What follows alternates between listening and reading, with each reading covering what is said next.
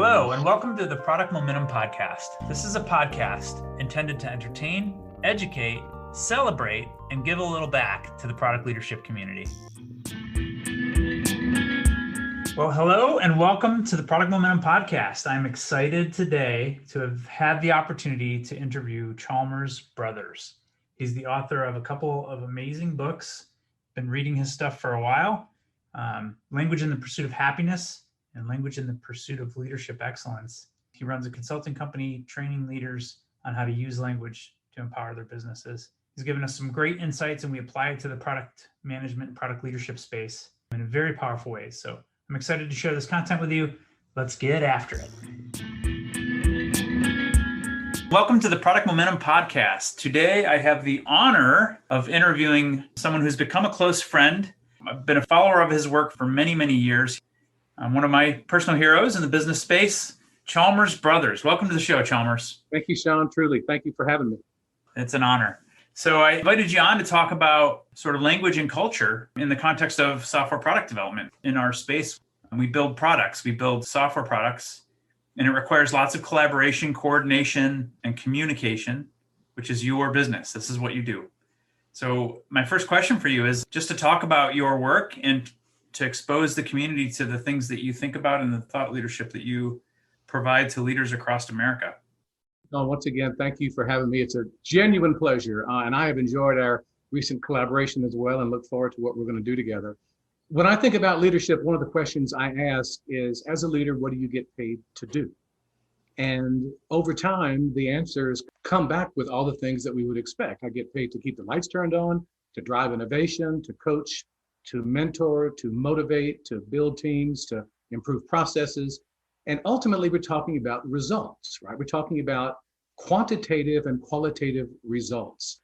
And so on the quantitative side, leaders are responsible, of course, for productivity and profitability and achieving certain measurable metrics in the real world. On the qualitative side, now we're talking about culture, right? So we have this quantitative dimension that is easily measurable with many metrics, and all that's fantastic. And recently, Sean, the qualitative types of results that leaders are responsible for producing, specifically what we can call culture, have become much more important. I mean, I've been doing this work for 25, 35 years. I have had more conversations with leaders in the past 5 years about the conscious, not haphazard, not accidental, the conscious creation of culture as a competitive advantage than I've had in the first 30 years of my career combined. Something is going on. And so when we talk about this sort of building, it leads us to another wonderfully, at least to me, interesting aspect of the work. To do that building, we don't need hammers and nails. To do that building, we need conversations. So leaders get paid to have effective conversations. The conversational nature of leadership, to me, Sean, this is almost so close we don't see it, that leaders can be understood as conversational architects doing what we do by virtue of the conversations we require, the conversations we prohibit, the conversations we invent and design and implement in our organizations. And it's this conversational nature of leadership and also the conversational nature of organizations, because even the most technical organization can be understood as human beings coordinating action, but not with magic, with promises, making and managing commitments in order to produce quantitative and qualitative results. And the last point I'll say to kind of kick off my little portion is that this emphasis on conversation leads us to at least take a look at language and the notion that language creates and generates, it doesn't just describe.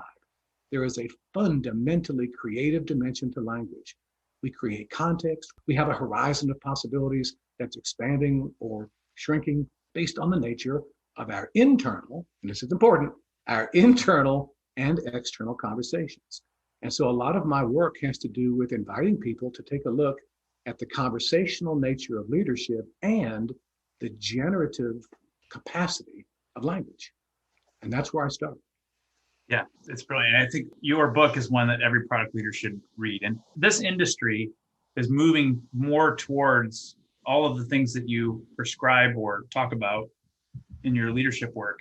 Here's a couple of evolutions. Let me explain to you because you're not so familiar with the software development space specifically. Right. But one of the distinctions that we have in the industry is the definition of done. and getting teams to actually take the time to engineer their own definitions of done so that they have clarity has become a thing in the industry. It's been going on for a decade or so, but it's like become an important thing. And now you're starting to see the definition of this and the definition of that popping up all over the place. And it's a valuable construct. And this is the construct of distinctions, right? Being clear with your language. The same with the definition of ready. Even the core unit of work for product leaders has become this thing called the user story, right? So we've recognized the importance of language, but we haven't really formalized it to the degree at which you have. You know, when you say that, right, there's a key claim I was introduced to, and you and I have talked about this in our work together. And the claim is that with language, we make visible that which was previously invisible. Yeah. And this is not a trivial claim. Once I acquired the distinction user story, I now get to see user story or lack thereof when I'm doing my work. Once I acquired the distinction planets, nebula, and satellites, when I look up at the sky, I don't just see a bunch of stars anymore. Now I see, I may see planets, nebula, and satellites. Where were the planets, nebula, and satellites for me before I had these distinctions? They were invisible for me. And so, Sean, in a very powerful way, right? By defining things, we bring forth new worlds. You cannot intervene in a world that you do not see. And so acquiring new distinctions is the starting point for taking new actions in that domain. So now we're talking about power. Power as capacity for effective action in a given domain. I mean, you've introduced me to some powerful new distinctions, and I see what I didn't see before. And again, to me, this is one of those things that we kind of know this, but making it explicit, it's a powerful thing. Yeah, which brings me to this concept of culture. So curious, how do you define culture? One way that I like to think about it is, what are the values I need to understand, the goals I need to work toward, the behaviors I need to embody, right? The principles I need to come from in order to fit in and thrive around here, right? So it's this maybe spoken, maybe unspoken set of values and beliefs and best practices and standards and ways of operating that are consistent with the organization, hopefully producing the results it wants to produce. In my work with leaders and language and conversations, I talk a lot about context and content, right? So for many leaders, the ability to be effective in what may have been historically difficult conversations, I believe, is more dependent on that person's ability to create powerful context in that conversation than it is on their ability to deliver impeccable content, right? So it's not about memorizing a phrase and delivering it impeccably. And to me, another word for organizational culture is organizational context. It's the background, the environment in which all the content, the human interactions takes place. So talk a little bit about establishing a culture, in the context of a team. So zoom in, not for a whole big organization, but for a team of, let's say, 10 or less people, because that's generally how software can be organized. Well, imagine yourself, right? I'd like to put yourself in the position of the team leader and also a brand new team member. But let's start with as a brand new team member. When you're a brand new team member and you enter a team, what are some of the immediate expectations you would have on what those first conversations would be as you join the team? So like onboarding. Yeah, it'd be on board. Like it'd be, this is the big picture. This is ultimately what we're trying to achieve. This is so-and-so's role. This is your role. This is how these roles fit together. These are some standards or best practices or norms that we operate by. We may have some if-then routines, meaning if X, then Y, right? In terms of behaviors or rules or protocols, right? That we have to operate. So I would expect, and that's what I believe happens in healthy teams, right? The initial conversations are the big picture. What's the environment? What's the background? What's the point? Right? What are we ultimately trying to achieve here? And how do we do it? How do we work together effectively? So this is like a race car driver has to take time out from the driving to look at the driving and talk about the driving. So these initial meetings are not doing the things that we need to be doing in that moment. It's talking about how we're going to do the things that we're going to be doing in that moment. And I do believe this, Sean. I believe there's no such thing as shared commitment without shared understanding coming first. And shared understanding occurs in language.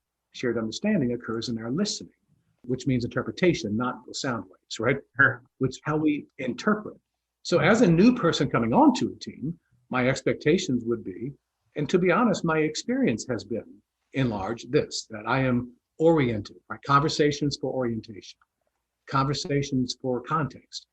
As a team leader, one of the things I would think I'd be responsible for is building that shared understanding, certainly with all the new people, with some form of onboarding, and it's really cultural onboarding, but also some ongoing, right? Some ongoing, like your term, stewarding, right?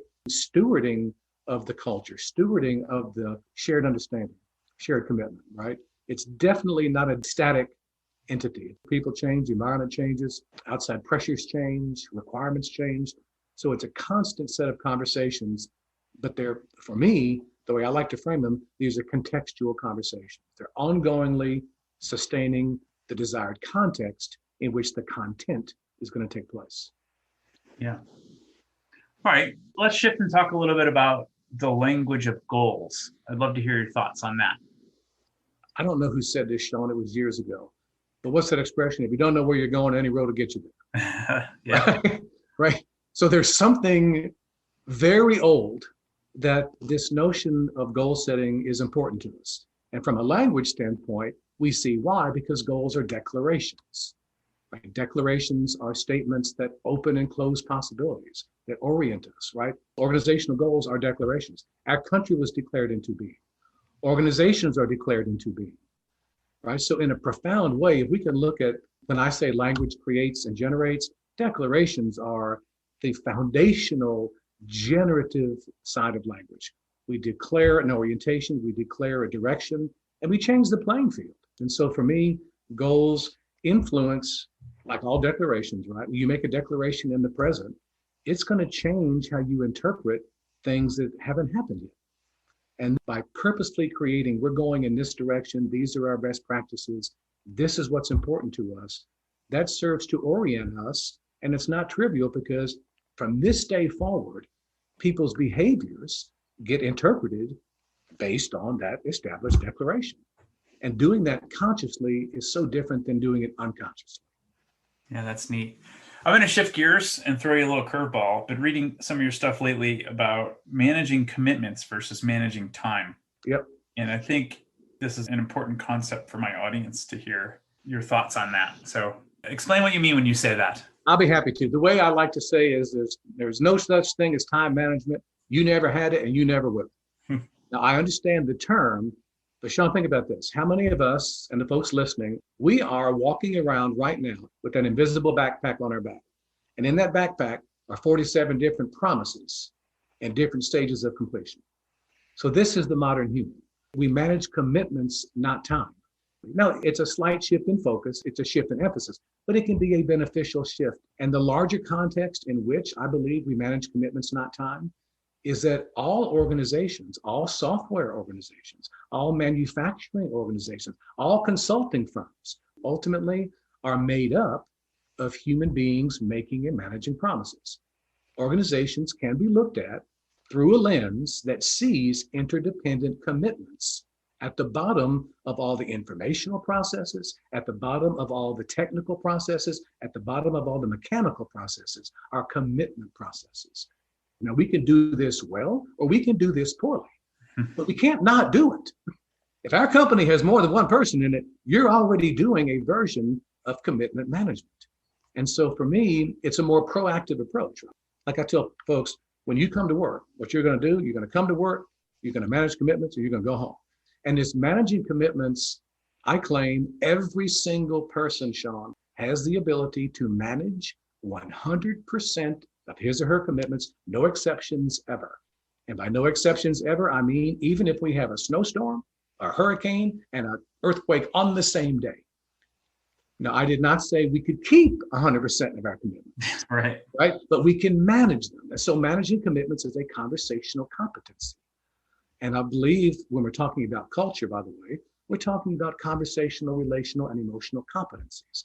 Well, managing commitments is a competency, and it can be acquired, it can be strengthened through new distinctions. And these distinctions are elements of an effective request and valid responses. How well do you make requests at work? And what are the responses to requests at work that are considered to be okay, given that our goal is impeccable coordination of action. And so on the language side, we talk about making and managing promises.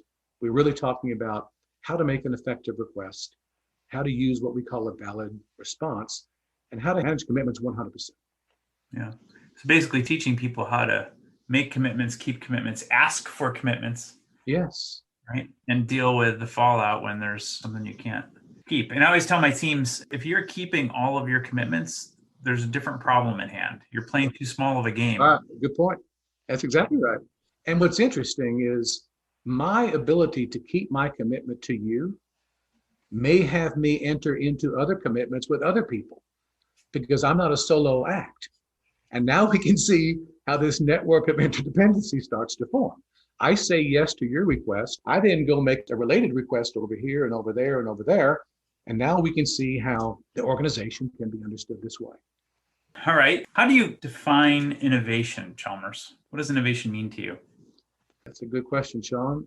One of the first thing comes to mind is new, right? Is adapt, is understand either changes in what is being requested or required and shifting the capacity to produce it, whether it's a different product or a different service.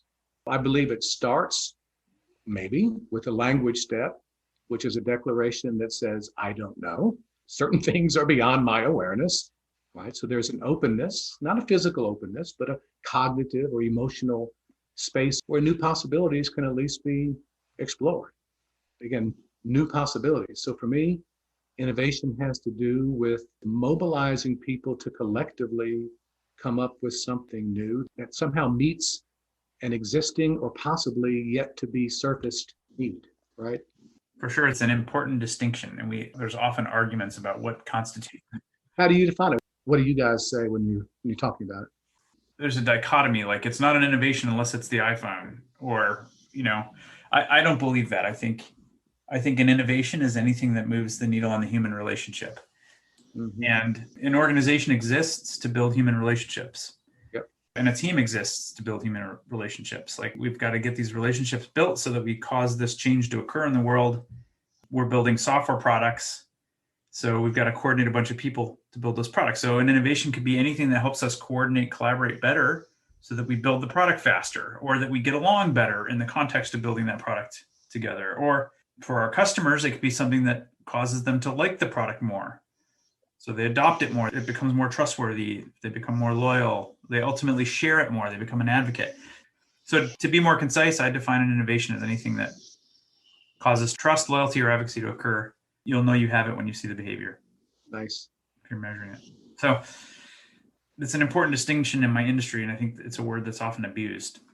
Because I think about the industry you're in, right? When I think innovation, software companies, technology companies have been at the forefront of innovation in general, Yeah. at least in my lifetime. Not that trucking companies don't evolve and higher education doesn't evolve and all that, but I think it's most obvious as I'm looking at the World Book encyclopedias behind you and the ones that are on my shelf, and what's happened, right, in terms of knowledge acquisition and dissemination. And, it's impossible to deny the incredible innovation that your industry has spurred. Yeah. The other thing about innovation, I think that's really important, is that the micro innovations matter. They add up. Right. And they matter to the people that come up with them. Like it's important to your team to think of the things they're doing as novel and value adding, and it's interesting as we think about this, right? The fact that our environment, right, is characterized by relentless ongoing change in ways that, if we think about our great grandparents, mm-hmm. not that they didn't have change, they did, but by all indications, at least my understanding is, the level and scope of changes that we are experiencing is unprecedented. It's profound.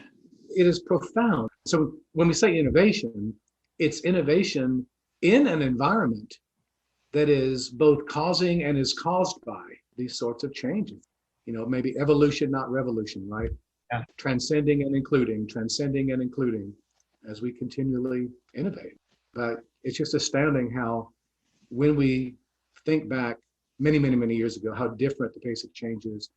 Yeah, and I think if you look at an established product versus a new product, like in the startup space, there's two different competing sets of concerns that you have to meet. That of protecting the hut, protecting the existing stream of revenue and customer base that you already have and the people that you're caring for. So that's the incremental change, but then also looking out for the things that are coming around the corner because you don't want to end up like Blockbuster, right?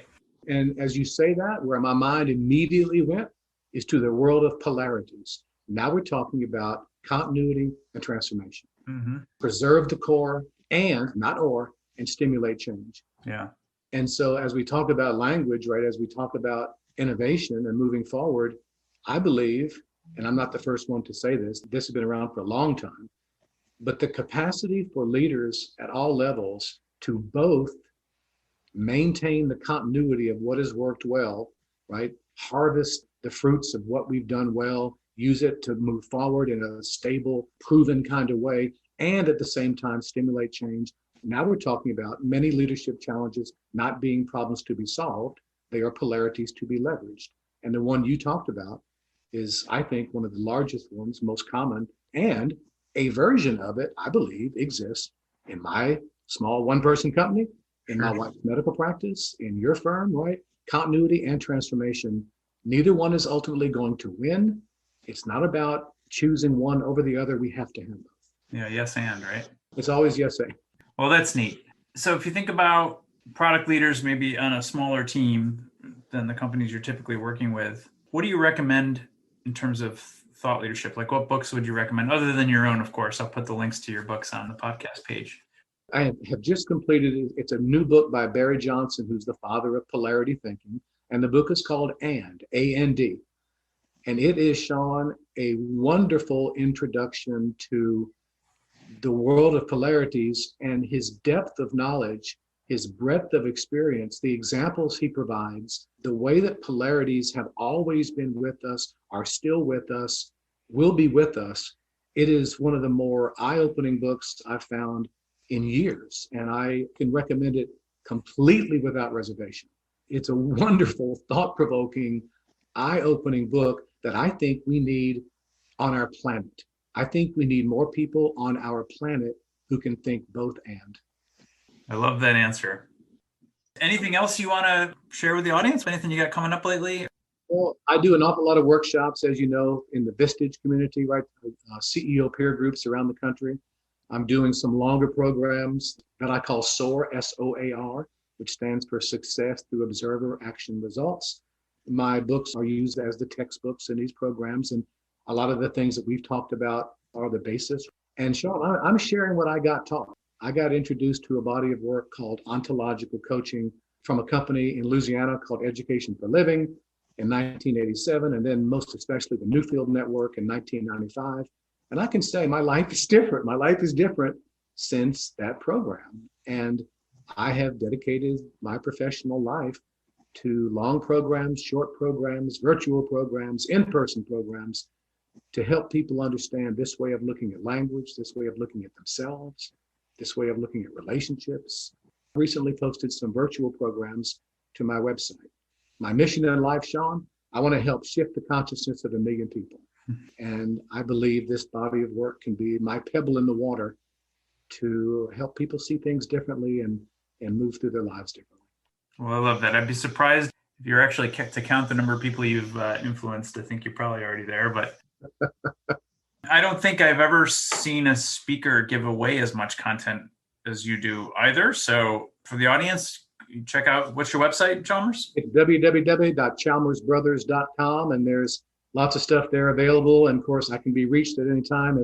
If I can be a resource for you as a long distance sounding board or a resource for your company, I'd love to have a conversation. It all starts with a conversation. As one of my teachers says, we know where conversations start, but we do not know where they may take us. So I look forward to hearing from any of you and having a conversation. Chalmers also has a great TED Talk. I'll post a link to that in the footer. So thanks for joining us today, Chalmers. Sure. Thanks for the invitation. Yeah, I look forward to continuing to work with you. Thanks. I do as well, my friend. Thanks.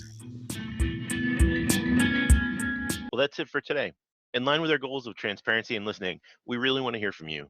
Sean and I are committed to reading every piece of feedback that we get, so please leave a comment or a rating wherever you're listening to this podcast. Not only does it help us continue to improve, but it also helps the show climb up the rankings so that we can help other listeners move, touch, and inspire the world just like you're doing. Thanks, everyone. We'll see you next episode.